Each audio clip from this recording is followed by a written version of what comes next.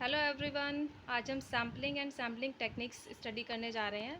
तो सैम्पल तो सबको पता है, मेरी लास्ट वीडियो में मैंने पूरा एक्सप्लेन कर दिया था। अब हमारा आता है सैम्पलिंग टेक्निक्स, कैसे हम टेक्निक्स को यूज़ करेंगे, क्या क्या एरर्स होती है हमारी, वो सब आप इस वीडियो में मेरी स्टडी करेंगे। तो it is obvious that the results obtain from sample would not exactly match of the census survey method. जो हमने ऑब्टेन करा है सैम्पल मैथड के थ्रू रिजल्ट, वो हमारा ज़रूरी नहीं है कि सैम्पल सर्वे मैथड से एग्जैक्टली मैच हो। There would be error the causes of which will be many. जो हमारी एरर्स है उसके कॉजेज़ कई सारे हो सकते हैं कि हमारा रिजल्ट मैच क्यों नहीं हुआ। These errors can be classified into two categories. ये जो एरर्स हैं हम दो कैटेगरीज में उसको डिवाइड कर सकते हैं। फर्स्ट है आपका sampling errors. Sampling errors are due to sample surveys and no error exist in survey techniques. देखिए सैम्पलिंग एरर्स जो होता है वो हमारा सैम्पल सर्वे से रिलेटेड होता है। ये नहीं कि आपने सैम्पलिंग टेक्निक गलत उसको एग्जिस्ट करी है, कोई एरर करी है। तो यानी कि सैम्पलिंग एरर आपकी कब होगी, अराइज कब होगी, जब आपने सैम्पल सर्वे गलत करा है। As a sample represents only part of a population resulting is incomplete information. क्योंकि सैम्पल में आपने पॉपुलेशन का कुछ स्मॉल पार्ट आपने लिया है, तो जो आपका रिज़ल्ट आएगा वो इनकम्प्लीट इन्फॉर्मेशन आपको प्रोवाइड कराएगा, तो एरर आपकी अराइज हो जाती है। The error arises. Sampling error is defined as the difference between the result obtain from samples and those that would have been obtain from complete enumeration of population. तो sampling error आपका क्या बताता है, difference बताता है जो result आपने sample से निकाला है और जो इन्यूमरेटेड आपका मेथड है, इन्यूमरेटेड ऑफ पॉपुलेशन जो कंप्लीट हम स्टडी कर रहे हैं, उन दोनों के डिफरेंस से जो हमारी एरर होती है दैट इज़ सैम्पलिंग एरर। अब नेक्स्ट आता है non sampling errors. Non sampling errors are present in both the survey method and the sample survey. Sampling error आपकी कब अराइज होती है, सर्वे मैथड और सैम्पल सर्वे, जब इन दोनों के बीच में डिफरेंस होता है या आपने कुछ गलत रिजल्ट फाइंड आउट कर लिया, तो आपका नॉन सैम्पलिंग एरर्स हम उसको लेते हैं। These are cause due to presence of bias and mistakes on part of an individual, a machine, an instrument और अ प्रोसेस। ये जो हमारी एरर है ये आपका बायस या मिस्टेक्स हो जाती है, किससे, कोई इंडिविजुअल से हो सकती है, मशीनरी से हो सकती है, कोई इंस्टीट्यूशन हो सकती है, ये एक पूरा प्रोसेस ही हमने गलत किया हो। तो अब आता है इसमें बायस वर्ड हमने यूज़ किया। क्या होता है bias? Bias means tendency of results based on repeated sampling of given size of a derivative from corresponding population resulting in one particular direction. अब हमारी जो बायस होती है ये एक रिजल्ट की टेंडेंसी होती है जो बेस होती है आपकी, जब हम किसी भी गिवन साइज़ के सैम्पल को रिपीटेडली यूज़ करते हैं तो जो हमारा रिज़ल्ट आता है कॉरिस्पॉन्डिंग, तो हमारी एक टेंडेंसी हम उसको फॉलो करते हैं कि यही रिज़ल्ट हम एक्सपेक्ट करते हैं पॉपुलेशन का, तो वो होता है हमारा बायस। अब sampling frame. A sample frame is a list of all the units of the population. Sample frame क्या होता है, जो हमारी पॉपुलेशन की सारी यूनिट्स की लिस्ट होती है वो हमारा कहलाता है सैम्पल फ्रेम।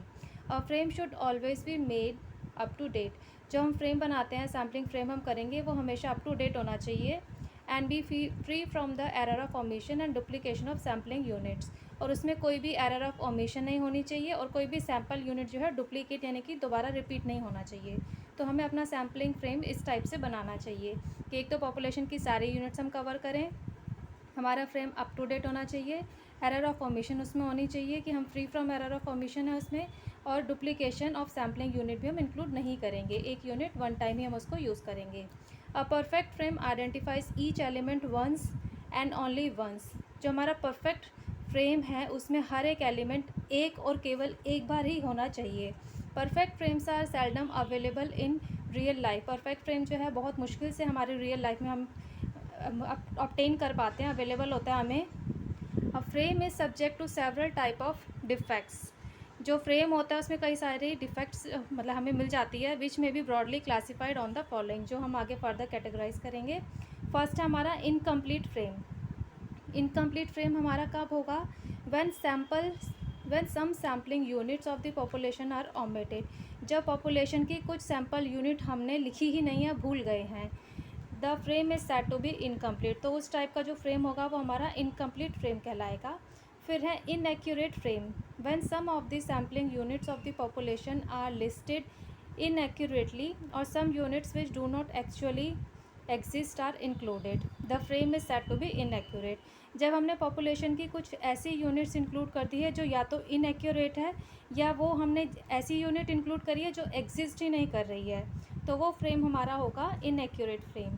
फिर नेक्स्ट आता है inadequate frame. A frame which does not include all units of the population by its structure is an inadequate frame. जब हमारे फ्रेम में पॉपुलेशन की सारी यूनिट हम इंक्लूड नहीं करते हैं तो वो हमारा स्ट्रक्चर जो होता है इनएक्यूरेट फ्रेम कहलाता है. अब नेक्स्ट आता है सैम्पलिंग डिज़ाइन. क्या होता है sampling design? A sampling design is a clear plan for obtaining a sample from a given population. Sample design जो है गिवन पॉपुलेशन में जो हम अपना क्लियरली ऑब्टेन करते हैं सैम्पल को अपने प्लान से रिलेटेड, तो वो हमारा होता है sampling design. It refers to the procedure the business researchers would adopt to select units for the sample. Sample में जो यूनिट्स वो सेलेक्ट करेगा, जो प्रोसीजर वो फॉलो करेगा, जैसे बिजनेस है, रिसर्चर्स है, तो जो उसने यूनिट सेलेक्ट करी है सैम्पल के लिए, तो वो हमारा हो जाएगा सैम्पलिंग डिज़ाइन. फिर नेक्स्ट है It will also indicate the number of units to be included in the sample, also known as sample size. देखिए जो हम नंबर ऑफ़ यूनिट्स अपने सैम्पल में इंक्लूड करते हैं वो नंबर ऑफ़ यूनिट्स हम कहते हैं sample size, is known as sample size. Sampling design is determined before data are collected. Sample design जो है हम डेटा कलेक्ट करने से पहले ही डिटरमाइन कर लेते हैं.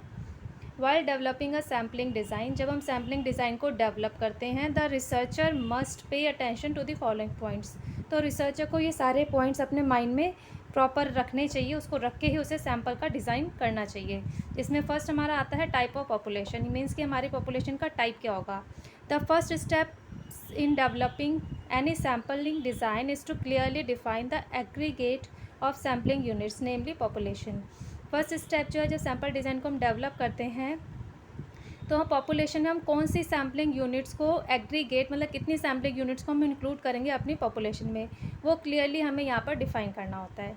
फिर नेक्स्ट है sampling unit. The sampling unit must be identified before selection of a sample. Sampling unit जो है सैम्पल सेलेक्ट करने से पहले ही हमें आइडेंटिफाई करना ज़रूरी होता है. A sampling unit may be natural geographical unit. Sampling unit जो है वो जोग्राफिकल यूनिट हो सकती है, such as a state or a district, a village or a constructed unit such as a house or a flat. तो geographical unit में हम ये सारी चीज़ें इंक्लूड करके अपने सैम्पलिंग यूनिट को सेलेक्ट करते हैं. फिर नेक्स्ट आता है टाइप ऑफ सैम्पल. हमारे सैम्पल का टाइप क्या होगा, किस टाइप का सैम्पल हम लेंगे.